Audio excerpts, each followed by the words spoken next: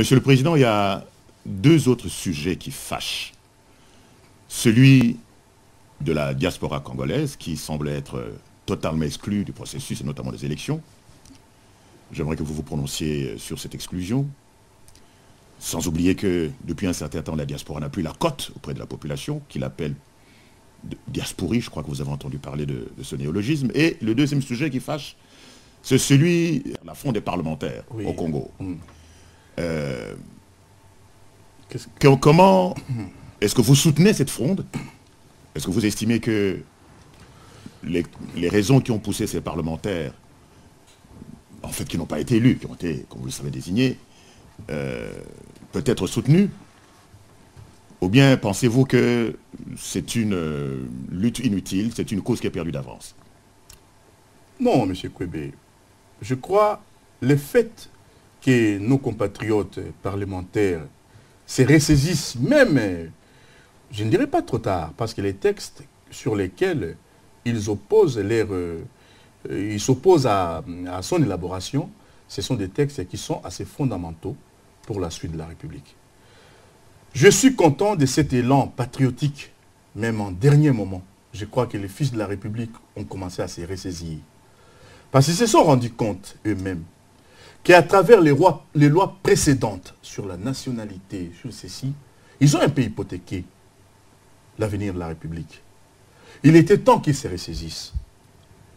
Et je les soutiens, s'il faut. Vous savez, vous ne devez pas, là je m'adresse à eux, vous ne devez pas tenir compte des pressions extérieures qui vous pousseraient à signer, à élaborer les textes vite sans tenir compte de l'intérêt de la nation. Ce que vous faites là, eh bien, vous devrez continuer. Vous savez, ce qui pousse nos compatriotes à élaborer des lois vite fait, et pourtant ce sont des gens qui sont rodés dans les démocraties occidentales, ils savent très bien, M. Kwebe, dans les parlements occidentaux, la Belgique, la France, les États-Unis, la fabrication, comme on le dit techniquement, même d'une loi, peut vous prendre même 1 an. Une loi, les navettes, surtout quand vous avez un parlement bicaméral, comme le nôtre, il y a le Sénat, il y a l'Assemblée. Les navettes, et puis après, vous arrivez par une commission mixte parlementaire quand les deux chambres ne s'entendent pas. Des fois, ça fait 1 an. Mais il n'y a qu'au Congo où on nous exige de faire des lois qui engageraient l'avenir de la République en l'espace de 2 mois, 2 semaines. Et je soutiens mes compatriotes qu'ils ne cèdent pas. La République les reconnaîtra. Même si se sont ressaisis en dernier moment, ce qu'ils font en le soutien populaire. Qu'ils continuent. Qu'ils soient 100, qu'ils soient 10, peu importe. Mais au moins qu'ils démontrent qu'ils n'ont pas été complices dans l'œuvre des spoliations de la patrie. Et je crois que c'est une bonne chose. Nous devons rendre hommage à ces gens-là. Et croyez-moi, M. Kwebe, depuis toujours, le Parlement, à la différence de l'exécutif, c'est toujours un peu opposé aux lois qu'ils estimaient pas conformes à l'avenir de la République. Vous savez, dans notre Sénat, même si on dit que le Sénat est un peu mou, mais il y a certains sénateurs qui ont vécu la République depuis sa décolonisation, le Zaïre jusqu'à aujourd'hui. Nous avons des vieux chevronnés là, qui s'y opposent quand même à certains textes. Et je pense même que la réaction même tardive de nos parlementaires, surtout à l'Assemblée, il faut préciser, hein, ce sont les députés. À l'Assemblée, c'est une bonne réaction. Et je crois que c'est conseillé par ces grands routiers, par ces, si vous voulez, les pionniers de l'indépendance qui, un à un, vivent encore aujourd'hui. Et je crois que nous devons soutenir ces gens-là. Ne cédez pas. Établissez, votez les lois quand il faudra les voter à temps voulu. Mais que ces lois-là permettent à la République de sortir de la crise. Vous n'allez pas faire les lois pour servir à un homme ou pour servir à quelques intérêts. Ce que vous faites, vous devrez continuer. Même si on vous taxe de tous les mots. Vous savez, ce processus électoral, c'est quoi? C'est du bidon. Et on poussera les gens à bâcler les lois qui engagent l'avenir d'une République. Non, ils doivent continuer. Nous les soutenons. Et ce n'est que le début du combat. À propos, Monsieur le Président, est-ce que vous avez appris, comme la rumeur tend le dire, qu'il existerait en fait 2 textes de la Constitution en circulation? Bah écoutez, ce qui est terrible, je vais vous dire une chose. Moi j'ai lu ici les textes de la Constitution que j'ai. Ce sont des textes qui me sont adressés par l'agence congolaise Presse. Je l'ai là. Je l'ai lu sur la nationalité. Je l'ai trouvé différent d'un texte qui m'a été apporté du pays. Tout juste pendant les référendums. Et je me suis posé la question. Les textes... Que dit ce texte que vous avez? Oh, écoutez, ils ont repris un peu l'article 6 qui était discuté à l'époque dans le Parlement concernant la nationalité, où on engloberait tout le monde, tous les groupes qui étaient... Non, non, non, c'est ce que j'ai vu. Bon, mais je ne sais pas qui est le texte officiel. Si c'est le texte qui m'a été envoyé par l'agence congolaise Presse, bon, qui est quand même un organe de l'État. Oui. Bon, ou bien le texte qui a été sorti lors du référendum. Toutes les choses ne sont pas les mêmes. Mais c'est gravissime. Mais écoutez, vous, pourquoi vous parlez de gravissime? La République n'existait pas. Quand vous voyez au monde, même dans des grandes démocraties comme les États-Unis, où une cour qui est impartiale, qui accuse un président de la République. D'accord? Et chez nous, un juriste, c'est quelqu'un qui ne peut pas être inféodé. Donc, le juriste n'a pas à être bon ou mauvais. Il doit être juste.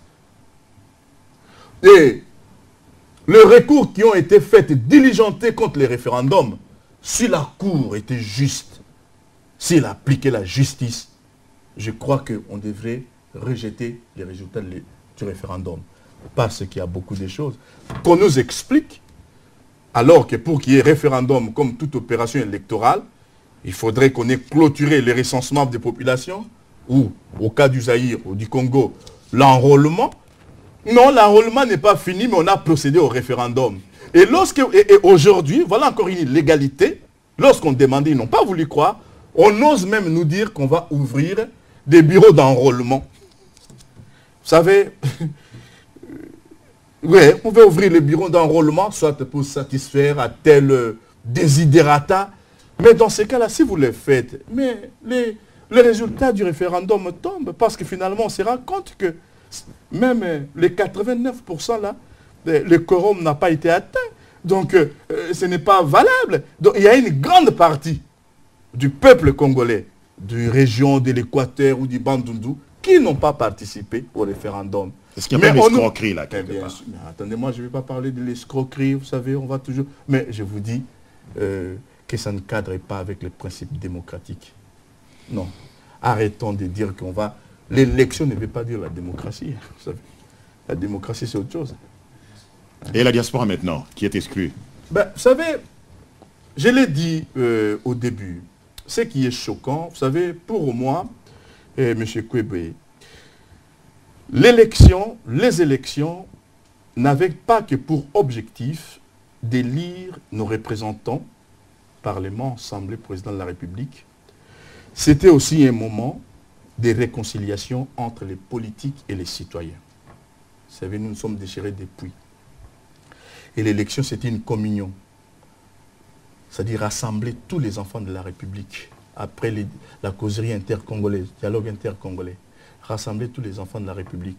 Ben, vous savez, je vais vous dire entre-temps, les gens n'ont jamais analysé un élément terrible dans l'accord global et inclusif.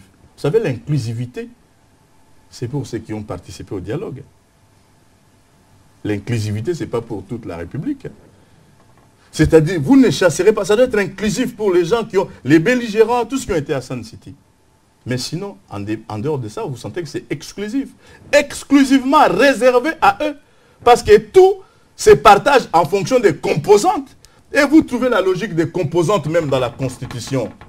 C'est pour cela que je vous dis, ces textes, nous devons les réformer. Tôt ou tard, ça sera réformé. Revenons sur ce que vous dites là sur la diaspora. Même la diaspora congolaise a attendu beaucoup de cet événement-là. Ah, voilà l'occasion pour qu'on se prononce. Mais le problème, c'est que la diaspora, c'est des gens qui sont consciemment éveillés. Je peux comprendre au Congo, les gens ont les problèmes de survie quotidienne. Des fois, vous ne réfléchissez pas. On peut vous, par une propagande comme ça démagogique, on peut facilement avoir les gens du pays, mais pas ceux qui sont dehors. Mais les gens attendaient ces moments pour s'exprimer. Vous savez, il n'y a pas plus facile à enrôler que les Congolais qui sont à l'extérieur. Comme je vous dis, les pays comme la France, la Belgique, les